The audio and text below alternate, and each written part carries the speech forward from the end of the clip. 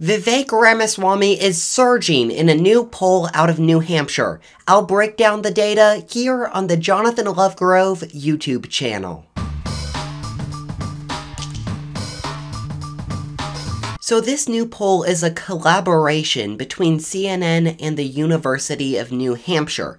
It was released publicly on September 20th, so it's pretty new, and let's dive in. So I want to start by looking at just what makes headlines, the overall first choice pick for GOP presidential candidates. So here we go. What we've seen for months is Trump at the top of the stack. That hasn't changed, but what's interesting is what's right below it. This poll puts Vivek Ramaswamy in second at 13%. Now, it's important that we don't get too wrapped up in just one poll, but I think this poll can tell us quite a bit. So here's the first thing to notice. From a statistical standpoint, Vivek Ramaswamy is practically tied with Nikki Haley, Chris Christie, and Ron DeSantis. 11, 12, 13%. That difference falls within the margin of error in the polls.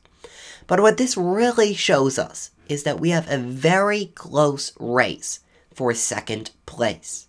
Now, the title of this video uses the word skyrocket, which is a very strong word. But when you look at polling over time, you can see that Vivek has really made up quite a bit of ground. I think it's reasonable to say he skyrocketed. If you look back earlier this year, Vivek is in gray. He was at 3%, and now he's at 13%. So we have over a 10-point gain for Vivek, which is quite impressive. The other thing to notice about this over time graph is the collapse of Ron DeSantis. Here you can see that the candidates that are benefiting from the collapse of DeSantis are Vivek, Haley, and Chris Christie. Even Trump has benefited somewhat from the crash of DeSantis. Another thing to note here, Tim Scott and Mike Pence seem to have stagnated in this race. We'll see if they can build off of DeSantis struggling in this state. Now, the next section of this poll focuses on voter confidence, who has decided on their choice. You see Donald Trump leads with 69%, but Vivek is in second. This right here is actually, in my opinion, the biggest win for Vivek in this poll. In a primary, voters shift. They hear candidates, they shift. So the fact that Vivek has this high of voter confidence is a really great statistic for him. You can see that this is what kind of breaks him apart from candidates like DeSantis, Haley, and Christie. They're really clustered together. Vivek has a lead here. But compare this graph to this graph. This is second choice. And I think what this shows is that Ron DeSantis is that second pick for a lot of voters. To kind of divert my attention for just a second, if you're the DeSantis campaign, you have to figure out how to move from second choice to first choice. So really, Vivek is in a unique position here where he has a lot of voters that are very solid and confident in him, but he's not doing as well on that second choice pick. Now, out of all the data in this poll, this graph right here is probably the worst for Vivek Ramaswamy. This is polling voters on who has the best chance to win the general election.